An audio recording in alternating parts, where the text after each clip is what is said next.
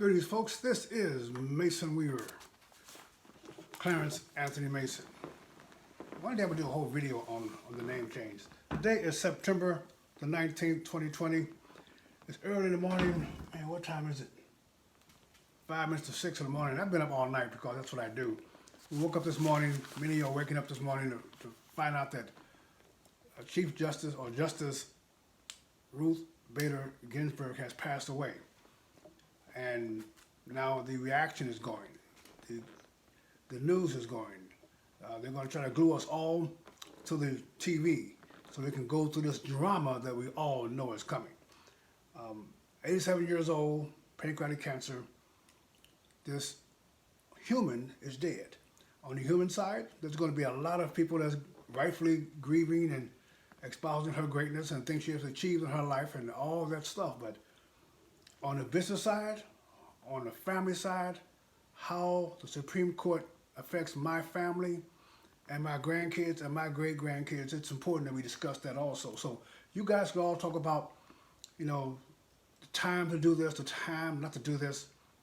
But let's just reverse the roles. Let's understand what would happen if Trump was not president, liberals controlled the Senate and the presidency.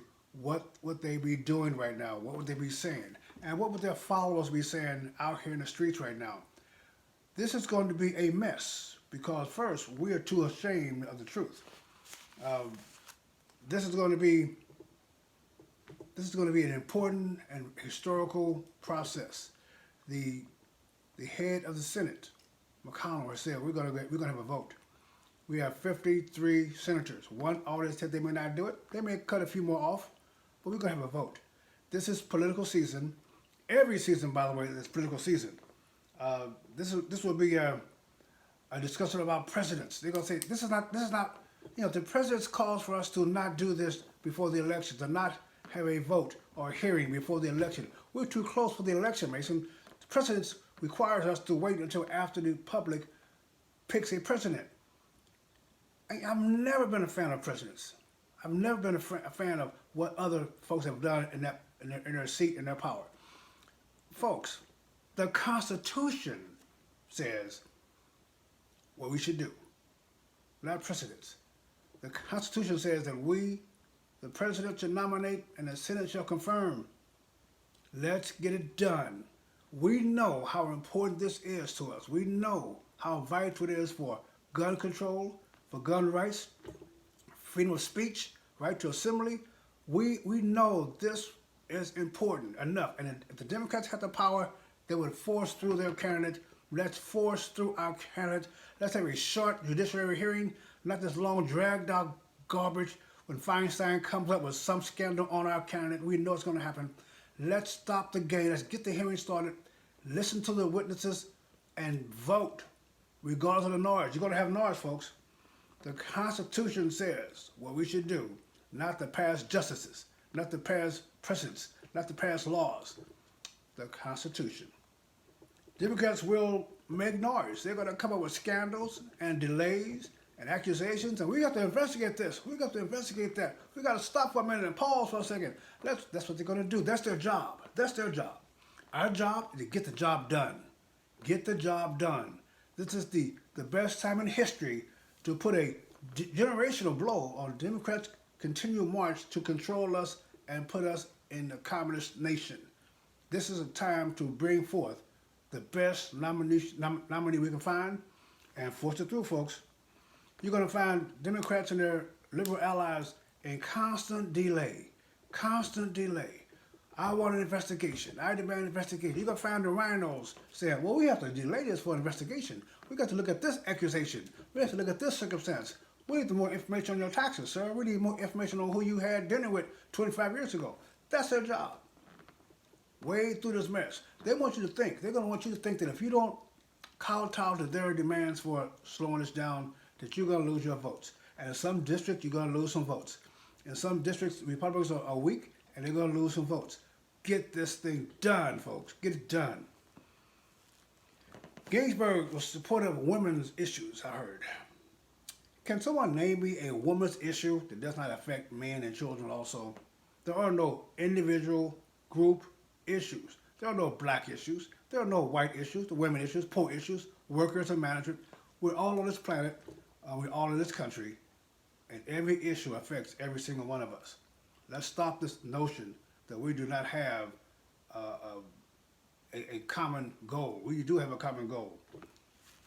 No, so the grieving we're going to do. We're going to do the grieving, and then we're going to do the political ramifications of those grieving. So those of you who want to grieve, understand, folks, my belief is that we are existing in the land of the dying. We exist in the land of the dying. No one here is living. Every creature is dying on this planet right now. So therefore, grieving is for family and close friends. I don't grieve for the guy that got killed in a car accident in New Jersey this weekend. I don't know the person. And we're supposed to grieve for our family. So her family is going to grieve, and her friends are going to grieve. We have a country to run now. On the political ramifications, Republican shyness is going to hurt us. Being afraid of being called names is going to hurt us. It's going to cause all kind of problems, especially those who are weak districts. Then you should be working the last 6 years or 4 years since your last election to make your district stronger. You should be making your points, your claims to your district to win support of your district. But you sit back trying to play nice and play cool, you're going to be knocked off anyway. You're going to be chipped away anyway. All your effectiveness in Congress will be weakened because you have a weak stance on the weak district. I understand that. But doggone, if you're not fighting the issues, go on those town hall meetings, send letters to your constituents, telling them why you're doing what you're doing and why they should be supporting you. If you're not doing that, Mr. Senator, you're weak anyway and you're useless in the cause. Democrats are going to be very, very aggressive in the delays, folks. It's going to be very aggressive. You've seen it before. You know what to expect from them. Let's change what they expect from us. They expect from us respect and honor and debate. You cannot debate with someone throwing a brick against your head. You have to stop the brick from coming. Any way you want to stop the brick from coming is okay with me. But you got to stop the brick from coming. You know, liberals cheat. They cheat. They want us to fight fair. They don't fight at all. They just try to cheat. So the campaigns on these candidates are going to be local. They're going to try to pick off 3 or 4 senators if they can. They're going to try to find scandals on senators. They're going to come out with accusations on everything you can. That will be their key to delay. Let's not pay attention. Let's get it done. Get it done. Get it done for your grandkids and your great-grandkids. The confirmation. After the confirmation, don't think the riots will not stop or will continue. Don't think that it's going to stop. They're going to continue to riot and demonstrate and protest. They're going to be back in the restaurants in your face. They're going to be back in, you can't wear your hat no more. I will, by the way. Expect the noise to continue. And don't take the notion. They want you to think that the noise will stop if they had power. Well, yes, the noise will stop if they had power. But you'll be in a cage somewhere. The noise means we're still in charge. The noise means they're still scared of us.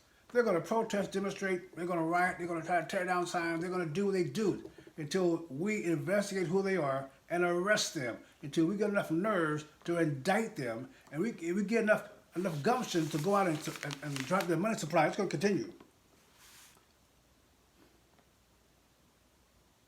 But let's take this election, November 2020, and renew the faith in our founding fathers, renew the faith in America. The world needs, especially now, a strong America. The world needs a strong America. Donald Trump is trying to bring peace to the Middle East. China's trying to find chaos all over the world. They're coming up against us. And we need a strong America, folks. We will not get that if we're sitting back allowing the lewd left to gain any foothold in our life. You will not have a strong America if Americans are not strong and confident. So I'm asking you guys, let's double up for the next few months, few weeks. Let's double up. Let's knock this sucker down. Let's close it up. Let's put it away. Let's bring prosperity back to our children and grandchildren. Let's bring status back to America. The world needs us to stand up. The world requires us to. How about you? This is Mason Weaver. Stay right or be left. Eternity is a long time to be wrong.